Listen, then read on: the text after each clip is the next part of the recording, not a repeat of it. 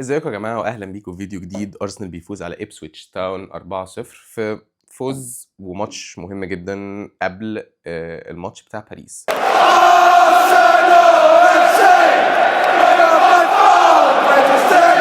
هو ده أهمية الماتش، إن أنت عندك ماتشين قبل الماتش بتاع باريس في الشامبيونز ليج يوم الثلاث الجاي في الاميريتس ستاديوم، ان انت تاخدهم كبروفا وك فرصه ان انت تكسب ثقه وتكسب الماتشين دول قبل مواجهه باريس سان جيرمان في الشامبيونز ليج، لان هو خلاص كل الموسم بتاعنا او ما تبقى في الموسم بتاعنا لازم كله يبقى دايركتد للشامبيونز ليج. كل القصه لازم تبقى دايركتد للشامبيونز ليج. ازاي ان انا اقدر اخد البطوله دي؟ في اي حاجه بتعملها في الدوري لاخر الموسم لازم تبقى موجهه نحو الهدف ده. من اول بقى تريح لعيبه، من اول بقى ان انت تخلي بالك لعيبه ما تتصابش، من اول ان انت تكسب ماتشات عشان تبني ثقه، من برضو ان انت تجرب لعيبه في اماكن مختلفه في بوزيشنز مختلفه، تاكسبيرمنت، تعمل تجارب، تشوف ايه اللي ممكن العب بيه قدام باريس، ده كان عامل ازاي في المركز ده في الماتش ده كده. هي كده، انما الدوري خلاص محسوم. وانا حتى بالنسبه لي قبل الماتش كنت شايف ان الخطه اللي ارتيتا بادئ بيها او التشكيل اللي هو بادئ بيه قوي زياده عن اللزوم على الماتش. انا شايف انت بتلعب فريق تعبان قوي اوريدي، خلاص بنسبه كبيره قوي قوي هبط، وانت كل اللي انت محتاجه انك تكسب. كنت شايف مفيش داعي للبدء بساكا من اول الماتش، كان شايف ان احنا ممكن نبدا بنوانيري.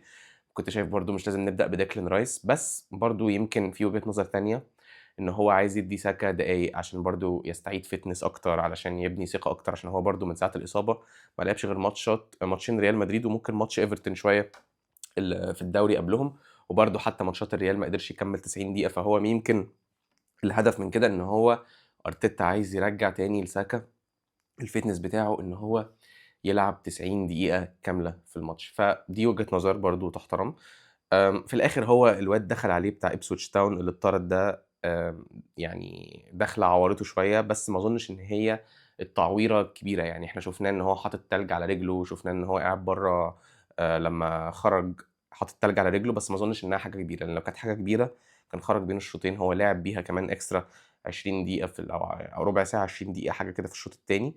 فمعنى ان هو قدر يلعب عليها انها ان شاء الله مش حاجة كبيرة قوي او مش اصابة كبيرة قوي. واعتقد ان ارتيتا بس خرجه كبريكوشن، يعني حتى هو بعد الماتش عادي كان ماشي وبيهزر وبيضحك، فما اظنش ان شاء الله ان فيها حاجة. انما فوز مهم. ميكيل ميرينو تاني بيثبت لنا قد ايه هو تطور بشكل كبير جدا، وقد ايه هو لاعب كبير قوي ومؤثر قدام في الثلث الاخير. وبصراحه الاسيست اللي هو عمله لمارتينيلي ده، انا عايزه يطلع يقول لنا هل هو قاصد ولا مش قاصد، لان بصراحه لو هو قاصد الاسيست ده فيعني انت مش ممكن، انت تطورت بشكل كبير قوي يا ميرينو، يعني انت يعني بتسكتنا كلنا ماتش بعد ماتش. انا حاسس ان هو قاصد، لان هو لما لعبها لمارتينيلي بص كده وراه يعني لمارتينيلي على طول. لو هو كان قاصد يشوطها على الجون كان مثلا هيبص على الجون، كان هيشوف هي دخلت ولا لا، انما هو عملها كده بعدين بص وراه على طول اللي هو هي راحت لمين. فهو حتى لو مش قاصد يلعبها لمارتينيلي بالذات، هو ممكن يكون قاصد يبصيها على امل ان في حد جاي من ورا يخلص. فاهمين قصدي؟ فانا حاسس انها باصه مش شوطه على الجون. يعني بصراحة أسيست حلو جدًا، جدًا، جدًا. ولعيب بصراحة قاعد بيثبت لنا إن هو قد المسؤولية، وبالرغم من على فكرة الانتقاد اللي كان عليه في أول الموسم، اللي هو كان انتقاد في وقته كان صح. أنا لسه عند كلامي، هو كان وِحِش في أول الموسم، ما كانش لسه لياقته كويسة، كان بطيء جدًا في التحركات، كان وِحِش في وسط الملعب. إنما أول لمّا هافرتز اتصاب وأرتيتا قرر إن هو يلعبه في مركز المهاجم، كان كويس. وحتى النهارده كان بيلعب في مركز وسط ملعب مش مهاجم على فكرة، يعني كان تروسارد هو اللي بيلعب مهاجم. كان كويس برضه، كان كويس، كان أحسن من الأول لمّا كان بيبدأ وسط ملعب في أول الموسم. فأنا عايز أقول إيه، إن هي دي حلاوة الكورة، وإن أنت مش معنى إن أنت في لعيب بتنتقده إن أنت مش هترجع تغيّر كلامك فيه لو لعب حلو.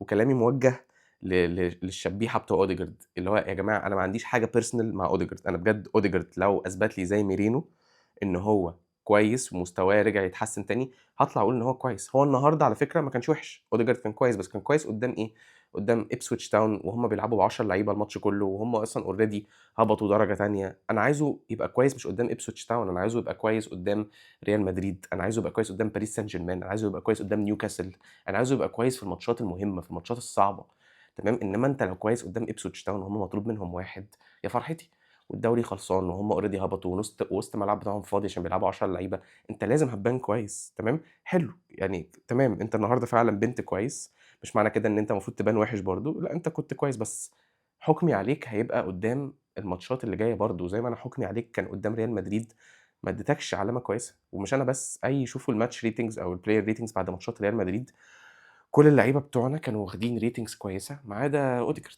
تمام، فأنا لو أوديجارد غيّر حسّن من نَفْسه وطوّر من نَفْسه ورجع تاني فورمة، هاطلع أقول عليه كويس، زي ما أنا كنت في الأول برضه بانتقد ميرينو على فكرة انتقاد جامد جدًا، ولمّا ابتدى في مركز المهاجم لأ، ابتديت إن هو أشوف كورته كمان overall بتتحسّن، مش مجرد إن هو بيجيب جوان وخلاص، بيعمل أسيستات، الwork rate بتاعه كويس، بيعرف يعمل interceptions كويس، بيكسب الsecond balls كلّها، كل الكور بدماغه بيكسبها، بيباصي كويس، تحركاته حلوة، الأسيستات بتاعته كويسة، هاطلع أقول عليه كويس، إنما أوديجارد لو عمل كده برضه هاطلع أقول عليه كويس. زي برضه واحد لازم يتقال عليه إن هو بقى له كذا ماتش فيه تحسُّن، هو مارتينيلي. مارتينيلي من أول ماتش إيفرتون في الدوري وماتشين ريال مدريد وماتش النهارده، لأ مارتينيلي فيه تحسُّن ملحوظ، تمام، ومارتينيلي برضه واحد من اللعيبة اللي أنتم عارفين إن أنا كنت بانتقدهم جامد، تمام، إنما لو مستواه اتحسِّن هاطلع أقول عليه إن هو هاطلع أقول له برافو، هاطلع أقول له مستواك فعلًا متحسّن. فبرضه واحد زي ميرينو اللي لازم نقول له كده هو جابرييل مارتينيلي، تمام، إنما زي ما قُلت لكم، إحنا دلوقتي كل التفكير بتاعنا المفروض يبقى على اللقاءين بتوع باريس سان جيرمان وبالذات اللقاء اللي جاي بتاع باريس سان جيرمان، عشان أنت عندك خازوق كبير أوي في الماتش اللي جاي يوم التلات ده، وإن هو Monsieur توماس بارتي أخد إنذار ما لوش أي ستين لازمة في البرنابيو، فهيفوّت أول ماتش الذهاب بتاع باريس، تمام، وزي ما قُلت لكم قبل ماتش الريال إيه الحاجات اللي ممكن نعملها علشان نعدّي من ريال مدريد، هاقول لكم إيه الحاجات اللي ممكن نعملها علشان برضه نعدّي من باريس. أول حاجة أنت عندك الماتش اللي جاي بارتي مش موجود إن هو يلعب عشان الإنذار اللي واخده ده، فأنا بصراحة مش عايز أشوف ميرينو في وسط الملعب، ميرينو بقى له كتير أوي كويس جدًا معانا في المهاجم، فأنا عايز أشوف ميرينو مهاجم، مش عايز أشوف زي النهارده وسط ملعب ميرينو وتروسرد هو المهاجم، لأ أنا عايز أشوف ميرينو مهاجم نفسي أشوف في نُص الملعب يا إما لويس كيلي يا إما زينشينكو، أرتيتا كده واضح إن اتجاهاته إن هو لو هيلعب بحد في وسط الملعب هيبقى زينشينكو مش لويس كيلي، يعني إحنا شُفنا حتى في ماتش النهارده لمّا ريّح ديكلان رايس نزّل لويس كيلي وخلّى سكيلي باك شمال وزينشينكو هو اللي في النُص، ما شُفناش لويس كيلي لعب في النُص دي غير آخر ربع ساعة في ماتش النهارده لو ركّزتوا، لمّا مش فاكر ميرينو باين اللي طلع ونزّلنا تيرني، أو مش فاكر مين طلع ونزّلنا تيرني، فبقينا بنلعب بوسط ملعب زينشينكو وأوديجارد ولويس كيلي وعلى الشمال تيرني. فده برضه option مش وِحِش، بس ده هيبقى option مفتوح أوي قدّام باريس. باريس على فكرة أصعب من ريال مدريد، باريس أصعب من ريال مدريد، والحاجات اللي إحنا محتاجين نعملها عشان نعدّي من باريس زي ما قُلت لكم قبل كده الحاجات اللي إحنا محتاجين نعملها عشان نعدّي من ريال مدريد هي أول حاجة إن أنت بلاش تبدأ بميرينو في وسط الملعب، ميرينو كويس ابدأ بيه قدّام، بقى له كتير أوي كويس في المركز المهاجم ده، فبلاش نقتله ونضيّع الpotential ده إن إحنا نرجّعه وسط ملعب ونلعب بتراصد مهاجم، لأ خلّينا في ميرينو مهاجم، ويا ريت في نُص الملعب يبقى في ماتش الذهاب بس at least يا إمّا لويس كيلي، يا إمّا زينشينكو، تمام، ولو هيبقى زينشينكو يبقى لويس كيلي اللي على الشمال، ولو هيبقى لويس كيلي اللي في النُص يبقى تيرني هو اللي على الشمال، بلاش زينشينكو على الشمال علشان في الدفاع هو سيء جدًا، تمام، فدي أول حاجة. تاني حاجة أنا في ماتش الريال كنت باقول لكم لازم نروح هناك وإحنا كسبانين في الEmirates Stadium، هنا هاقول لكم مش لازم، ليه؟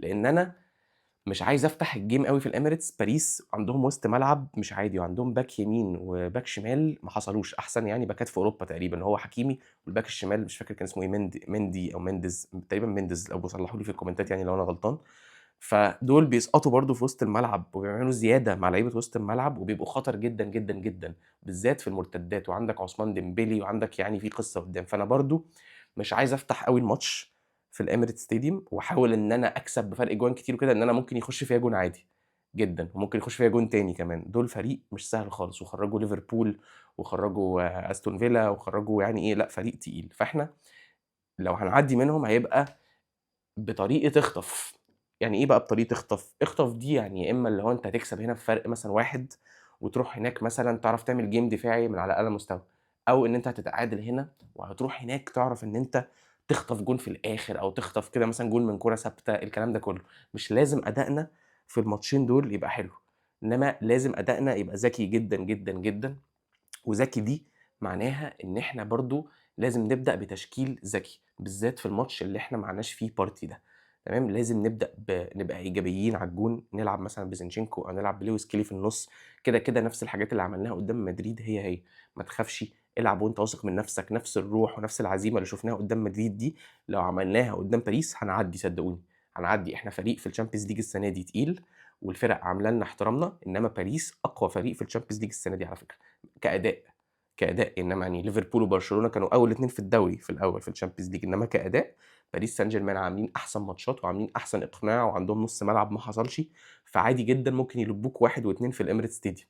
تمام. خايف بس من الثقه الزايده ان احنا مطلعين ريال مدريد وكده، لا، ريال مدريد جنب باريس السنه دي مجوش، باريس احسن بكتير. فعايزين نركز على النقطه دي، ان احنا نبقى اذكياء ونلعب جيم تكتيكي عالي جدا، ونبدا نشوف يعني نحاول نبقى اذكياء في تعويض توماس بارتي في الماتش الاولاني. وحاجه تانية، الجماهير بتوعنا، يعني جماهير باريس دايما حاجه لاحظتها لما بيروحوا الماتشات اللي بره ارضهم بيبقى كانهم بيلعبوا في فرنسا، بالطبله والزعيق وطول الماتش ما بيزهقوش. كنا سامعين حتى صوتهم في ملعب الفيلا بارك، كنا سامعين صوتهم قدام ليفربول بيدومينيتوا الملعب. واحنا في الاميريتس ستاديوم متعودين شويه ان احنا ساعات الملعب بينام وساعات الملعب بيهدى خالص، فدول لو مسكوا الملعب عندنا وركبوا الملعب مش هتبقى حاجه لذيذه خالص. تمام. فبرضو عايزين الجماهير بتاعنا في اللي هتحضر الملعب تبقى مصحصحه كده ومعانا، وان شاء الله كده كده ممكن نعدي من باريس. مفيش حاجه مستحيله. لو ماتشين ريال مدريد دول علمونا حاجه، ان انت لا، الفرقه دي لازم نثق فيها ولازم ندعمهم، وان مفيش حاجه مستحيله. احنا ممكن نعمل اي حاجه في الكوره، وممكن نعمل اي حاجه في البطوله دي. البطوله دي عادي جدا، زي ما طلعنا مدريد ان شاء الله ممكن نطلع باريس ونوصل للنهائي، انما نبقى مركزين جامد جدا جدا جدا. هنحتاج 10 اضعاف التركيز اللي كان قدام ريال مدريد ده، لان ده فريق تقيل قوي قوي قوي قوي قوي. وربنا معانا وربنا يوفق الفرقه ان شاء الله. كده كده في بروفا كمان جايه يوم الاربعاء اللي جاي اعتقد، او يوم الثلاث مش متذكر، هنلاعب كريستال بالاس. اتمنى ان احنا برضو نبقى اذكياء شويه في التشكيل. مفيش داعي ان كل اللعيبه تلعب 90 دقيقه. اللعيبه المهمه زي ساكا وزي ديكلان رايس وزي ممكن تبدا ببارتي بما ان بارتي مش هيلعب ماتش باريس اللي جاي. بس لويس كيلي، ساكا، ديكلان رايس، تيمبر، الناس اللي هي ممكن يتصابوا دول بلاش نلعب بيهم دقايق كتيره علشان يبقوا جاهزين قدام باريس. وحاجه من الايجابيات اللي عجبتني النهارده عوده بين وايت. بين وايت يا جماعه على فكره انا بحب تيمبر جدا، واللي بيشوف فيديوهاتي هيبقى عارف قد ايه انا بحب تيمبر، وشايف تيمبر لعيب ما حصلش وباك ما حصلش. انما فعلا بين وايت، يعني تيمبر دفاعيا احسن من بين وايت مليون مره. وانت فعلا بتلعب الناحيه اليمين دي بتتقفل يعني ما فيش وينج بيعرف يعدي من تيمبر. انما بين وايت الصراحه هجوميا بيبقى عنده حته زياده شويه عن تيمبر. وبنشوف الثلاثيه اللي هي ما بين اوديجارد وبين وايت وساكا دي كانت بتتعمل حلو جدا، وكانت من احلى الحاجات او من احلى التريوز اللي كانت بتتعمل بالذات في موسم 22 23 والموسم اللي فات اللي هو 23 24. فبين وايت هجوميا بصراحه بحس ان هو بيضيف لنا اكتر بكتير من تيمبر. انما ده ما يمنعش ان انا شايف لسه ان تيمبر المفروض هو اللي يبدا على بين وايت. مش هبقى حابب اشوف بين وايت بيبدا قدام باريس، غير مثلا لا قدر الله لو خسرنا الماتش الاولاني ورايحين هناك محتاجين نعوض، هقول نلعب ببين وايت على تيمبر عشان بين وايت عنده الحته الهجوميه دي اكتر. وحاجه كمان عايز اقولها، يعني كان في كده النهارده منكم اللي بيحب يتفرج على بي ان سبورتس اللي هي الانجليزيه زي في الاستوديو التحليلي، كانوا قاعدين بيتخانقوا. كان في ثلاثه كده بيتخانقوا بيقولوا ان فعلا ليفربول الموسم ده مفيش حد يعني تحداهم جامد قوي في الدوري، او مفيش حد يعني وراهم منافسه حقيقيه في الدوري وكده. وده مش معناه ان ليفربول ما يستحقوش الدوري، عشان هم فعلا كانوا احسن من كل فرق الدوري اللي مستواها هبط عن الموسم اللي فات. وكانوا قعدوا يقولوا كده فرقه فرقه.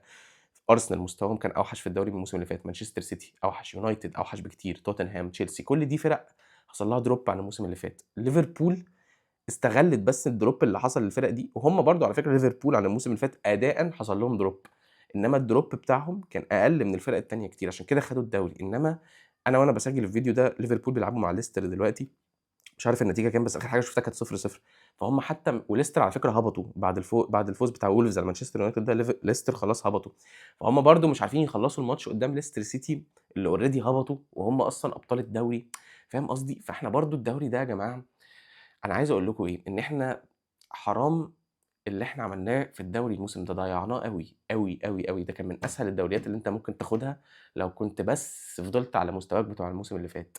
مش هقول لك يا عم كنت جددت وكنت بقيت احسن، يعني لو كان ارسنال بتاع الموسم اللي فات كان فعلا اخد الدوري ده بسهوله جدا جدا. يعني دي من اوحش النسخ اللي شفتها للدوري الانجليزي بقالي فتره. من أوحش النسخ، بقى لنا كتير ما شُفناش الدوري الإنجليزي ضعيف كده، بقى لنا سنين متعودين إن إحنا بقى لنا سنين كتيرة أوي بنشوف مانشستر سيتي بينافس أرسنال، أو مانشستر سيتي بينافس ليفربول، ليفربول كلوب اللي هو مش عارف إيه، ومانشستر سيتي جوارديولا في عزّه، وأرسنال لسه طالع بينافس جامد جدًا ومش عارف إيه، وبقى له موسمين بينافس وبتاع، وكان دايمًا بتلاقي في فترات في 3 كلام على الدوري بيبقى في 3 فرق بينافسوا، وفي الآخر بتصفصف على فرقتين بس وكده، إنما الموسم ده مين فعلًا حاول يهدد ليفربول؟ ولا حد. ولا حد، لا أرسنال فعلًا at any point في الموسم عرفنا إن إحنا نعمل تهديد حقيقي على ليفربول إن إحنا ممكن ناخد منكم الدوري، ولا مانشستر سيتي وقعوا جامد جدًا الموسم ده، ولا توتنهام ولا تشيلسي ولا الناس دي، توتنهام ويونايتد وكده دول مش عارف توتنهام ال16 والّا كام ويونايتد ال14 وتشيلسي دلوقتي أو بينافسوا لسه على المركز الخامس أو الرابع، ونيوكاسل حتى ما عملوش تهديد حقيقي كمان، يعني هو نوتنجهام شوية في الموسم كده جالهم فترة بعدين بعدين بِخ.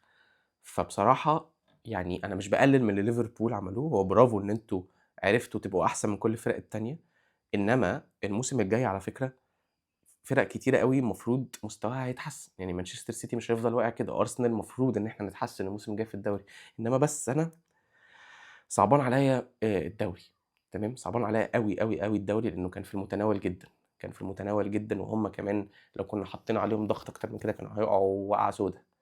كانوا هيقعوا وقعة سودا، فلازم ناخد الChampions League عشان نبقى طلعنا من الموسم ده بأي حاجة، وطبعًا هيبقى موسم تاريخي لو خدنا الChampions League عشان إحنا عمرنا ما خدنا الChampions League، أتمنى ناخده، بس لازم ناخده عشان إحنا من غيره ما عندناش حاجة، يعني أنا كنت دايمًا باقول الموسم ده يا إما هيبقى تاريخي، يا إما هيبقى موسم صفري، يعني موسم فاشل، يعني ما فيش حاجة in between، يا كده يا كده، فدي بإيدينا، تمام، دي بإيدينا لإنه حرام بصراحة إن إحنا اللي عملناه في الدوري ده كان سهل جدًا، المنافس أو الفريق المتصدر على الدوري بصراحة مش فريق بُعبُع خالص، خالص، يعني ليفربول مبروك يا سيدي وكل حاجة، إنما ما حدش فعلًا at any point في الموسم تحداهم تحدي خالص، ولا شكّل أي تهديد أو خطر عليهم، إنما مش عايز أتكلم في الكلام ده دلوقتي، عايز بس الأول نركّز على الChampions League علشان كلامي على الدوري كلّه هيبقى سلبيات، وأنا مش عايز أتكلم في حاجات سلبية كتير أوي دلوقتي، عايز أركّز أوي على الأبطال وفرصتنا إن إحنا نفوزها.